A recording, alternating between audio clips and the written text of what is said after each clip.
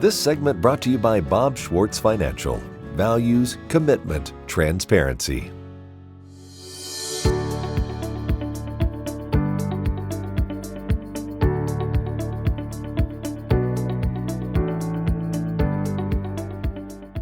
I'm Duane Toews, and my guest today is Jay Bohnenblust from Clay Center, Kansas, a 32-year career in education.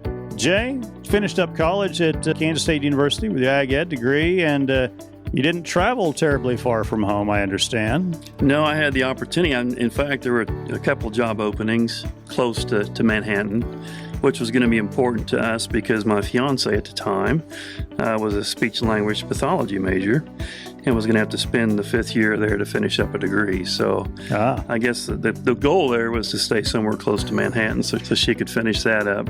Maury Catlin gave me a call one day and he said, "Hey, I'm ready to maybe move on over to the bank. If you're interested, here's the contact." And so I gave him a shout and got my information turned in and had the opportunity to come up and interview for the Clay Center job. And as they say, 32 years later... 32 years in one location, close to home for me, and it was no regrets. It's pretty amazing.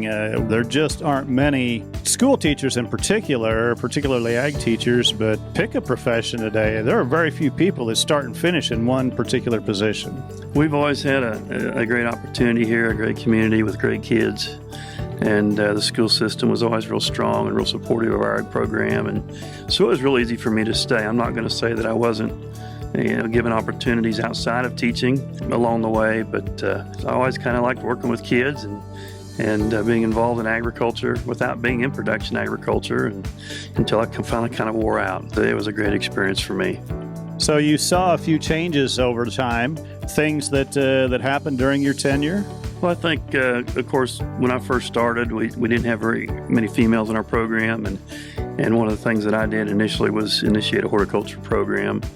And, right now, at the end of my tenure, and I think even going forward, there are about a 50% or maybe better female population within the program. And also, we went through things like the name change, the National Organization Future Farmers of America to the National FFA organization. And that was kind of a hard one for me, but yet, there was enough basis, I guess, to promote the change, to represent the entire population of students in ag education at the time. And, they don't want to leave anybody out, I guess, was the feeling at the national level. That was always something hard for me going forward was, well, what does FFA stand for? Well, it still stands for Future Farmers of America, but our official title is the National FFA organization. So I was in the realms of that at that time, and I was against the name change just from the standpoint of worried about losing identity, because it is a rich history that program has had throughout time, and some great national leaders, political leaders and others that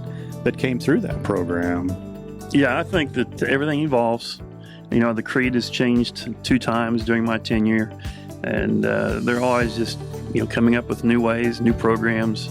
It seemed like when I was teaching, they would always add something new, but never take anything off the bottom end. And right. So to an extent, we're getting a little bit overwhelmed out there in the classroom to participate in everything that they generated. But, a lot of that's tied to sponsor buy-in.